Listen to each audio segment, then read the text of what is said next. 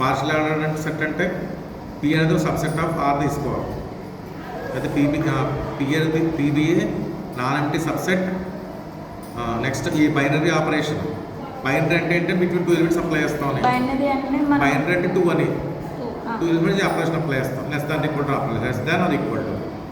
దీన్ని అప్లై చేసిన 3 properties hold చేయాలి. ఆ ప్రాపర్టీ ఫస్ట్ ఏంటి చెప్పాను? Reflexive, antisymmetric, transitive.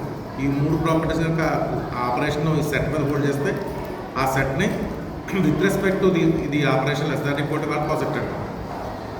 దాని పి ఆర్డర్ పెరిగిన పి కావాలి లెస్ దాన్ ఈక్వల్ టు రాస్తాం.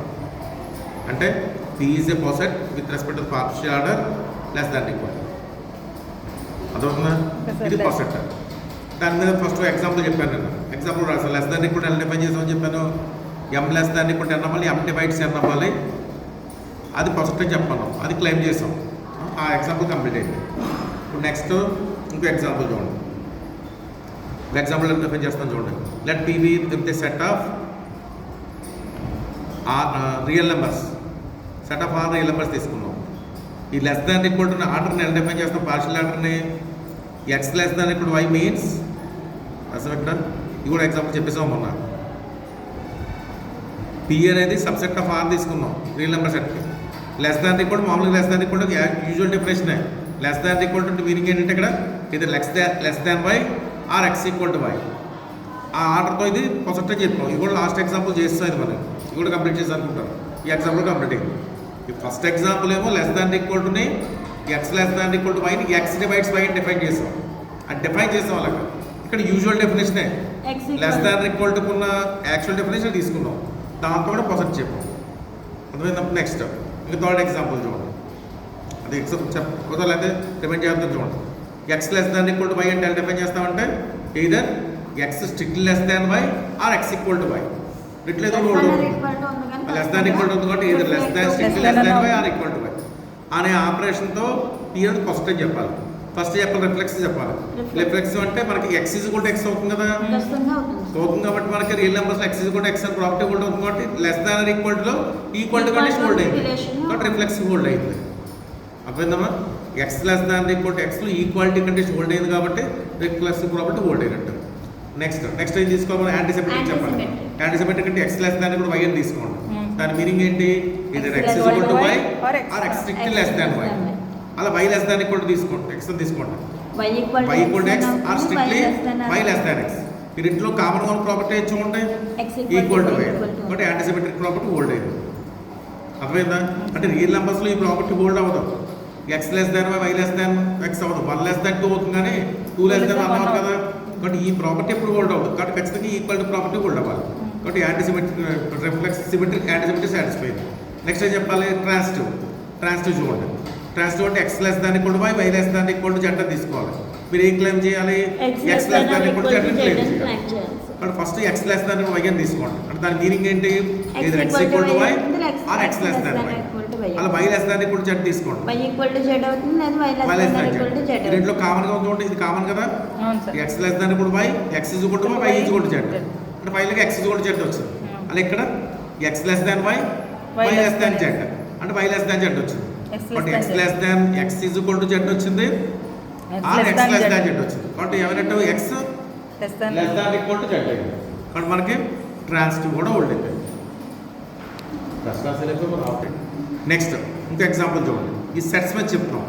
సెట్స్ మీద లెస్ దాన్ ఈక్వల్ టు ఎలా డిఫైన్ చేస్తామంటే a less than equal to b means either a is subset of B అని. అర్థమైందా? అంటే ఇక్కడ ఎలా తీస్తామంటే పి అనేది set of all subsets. P అనేది పవర్ సెట్ కింద పవర్ సెట్ అంటే తెలుసు కదా. పవర్ సెట్ అంటే మీనింగ్ ఏంటి? పవర్ సెట్ అంటే నెంబర్ ఆఫ్ సెట్. ఇప్పుడు పి ఏ అనేది 4% ఏ అనేది 4% తీసుకున్నాం అనుకోండి. పి ఆఫ్ ఏ అంటే మీనింగ్ ఏంటంటే the set of all subsets of ఏని. సెట్ ఆఫ్ ఆల్ సబ్సెట్స్ ఏ ఉన్న సబ్సెట్స్ అనేది తీసుకొని సెపరేట్ చేస్తాం. దాన్ని పవర్ సెట్ ఆఫ్ ఏ అంటాం.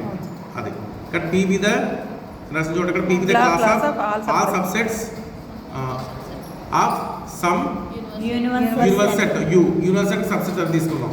And let A less than equal to B. దాని మీనింగ్ ఏంటంటే ఏం చెప్తాం? Meaning A is a subset of B అని మీనింగ్. దాని meaning A less than equal to B అంటే మీనింగ్ ఏంటి? ఇక్కడ ఏ లెస్ సబ్సెట్ అంటే సెట్స్ కాబట్టి లెస్ దాన్ అంటే మీనింగ్ సబ్సెట్ అని. దీంతో మనం ఇప్పుడు ఏం చెప్పాలంటే ఇది పొసెట్ అవుతుంది చెప్పాలి, పార్షియల్ ఆర్డర్ అవుతుంది చెప్పాలి. కాబట్టి P is equal to set of a such that A subset of you. Powers universe set కూడా సబ్సెట్స్ అని తీసుకుని ఒక సెట్ రాస్తాం. అదే పి అంటే పిలో ఉన్న ఎలిమెంట్స్ ఏంటి సెట్స్ మాట. పిలో ఉన్న ఏంటి సబ్సెట్స్ ఆఫ్ యూ కాబట్టి సెట్. కాబట్టి ఫస్ట్ మనం ఇప్పుడు మనం ఏం చెప్పాలి, ఫస్ట్ రిఫ్లెక్షన్ చెప్పాలి. రిఫ్లెక్షన్ సెట్ దీంట్లో మనకి a is equal to a property ఉంటుంది కదా, టూ సెట్స్ ఈక్వల్ అవ్వచ్చు కదా. కాబట్టి మనకి a is equal to a property ఉండేది కాబట్టి a less than equal to a అనే కండిషన్ వచ్చింది అంతే కదా. ఈ ఆపరేషన్ చెప్పాలి కదా మనం ఇప్పుడు, ఈ యాక్చువల్ డెఫినేషన్ ఈ ఆపరేషన్ చెప్పాలి. కాబట్టి a subset of a subset of itself కాబట్టి a less than equal to a అయింది. నెక్స్ట్ ఏం చెప్పాలి మనం, యాంటిసిమెట్రిక్ చెప్పాలి. A less than equal to b తీసుకోండి, b less than equal to a తీసుకోండి. A less than equal to B అంటే meaning ఏంటి, ఏ సబ్సెట్ ఆఫ్ బి అని. B less than equal to a అంటే మీనింగ్ ఏంటి, b subset of a. And మనకి సెట్టింగ్లో ఏ subset of b subset of a అయితే అవ్వాలి, a is equal to b అవ్వాలి. కాబట్టి మనకి యాంటిసిమెట్రిక్ హోల్డ్ అయింది. నెక్స్ట్ ట్రాన్సిటివ్ తీసుకోండి, 3 తీసుకోవాలి. ఏబిసి 3 సెట్స్ తీసుకోండి పిలో. ఏ ఎలా కండిషన్తో a subset a less than equal to b and b less than equal to c అని తీసుకోండి. ఫైనల్గా మీరు ఏం ప్రూవ్ చేయాలి, a less than equal to c అని చెప్పాలి. But a less than equal to B అంటే మీనింగ్ ఏంటి, ఏ సబ్సెట్ ఆఫ్ బి అని. B less than equal to c అంటే మీనింగ్ ఏంటి, బి సబ్సెట్ ఆఫ్ సి అని. అంటే ఏ సబ్సెట్ ఆఫ్ బి అయింది, బి సబ్సెట్ ఆఫ్ సి అయింది. ఫైనల్గా ఏమంటే ఏ సబ్సెట్ ఆఫ్ సి అవుతుంది. అంటే a less than equal to c అయింది. కాబట్టి లెస్ దాన్ ఈక్వల్ టు అన్నది పి మీద పార్షియల్ ఆర్డర్ అయింది. కాబట్టి పి లెస్ దాన్ కూడా పొసెట్ అయింది.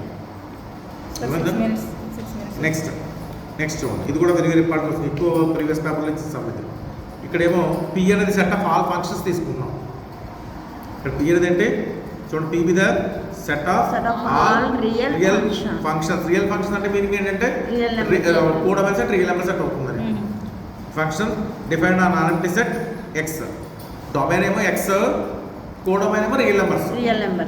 అక్కడ ఎఫ్ అంటే ఇక్కడ ఫంక్షన్స్గా తీసుకుందాం. ఎఫ్ ప్లస్ దాన్ని కూడా జీ అవ్వాలంటే ఎఫ్ ఆఫ్ ఎక్స్ లెస్ దాన్ని కూడా జీ ఆఫ్ ఎక్స్ అవ్వాలి. అంటే ఫంక్షన్స్ మధ్య less than equal to hold అయితే ఇమేజ్ల మధ్య less than equal to hold అవ్వాలి. అర్థమైందా, ఫంక్షన్స్ మధ్య ఎప్పుడు లెస్ దాన్ ఈక్వల్ అవుతుంది హోల్డ్ అవుతుంది, ఇమేజ్ల మధ్య less than equal to hold అవుతుంది.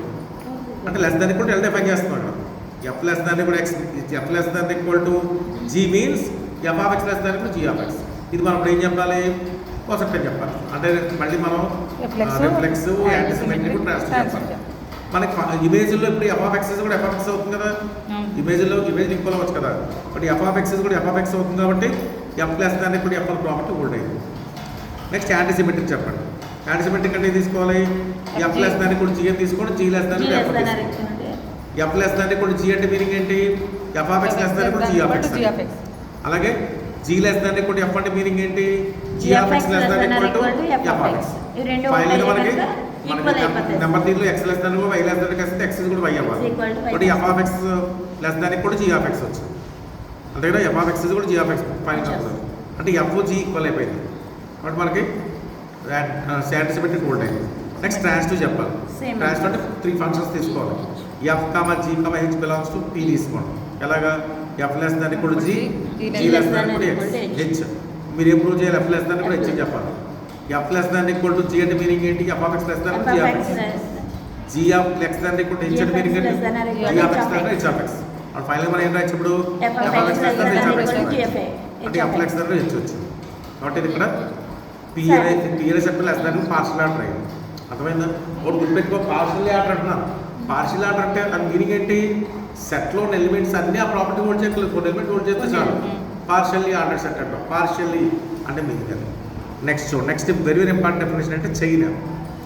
చైన్ అంటే మీనింగ్ ఏంటి, అన్ని లింక్ అయి ఉండాలి.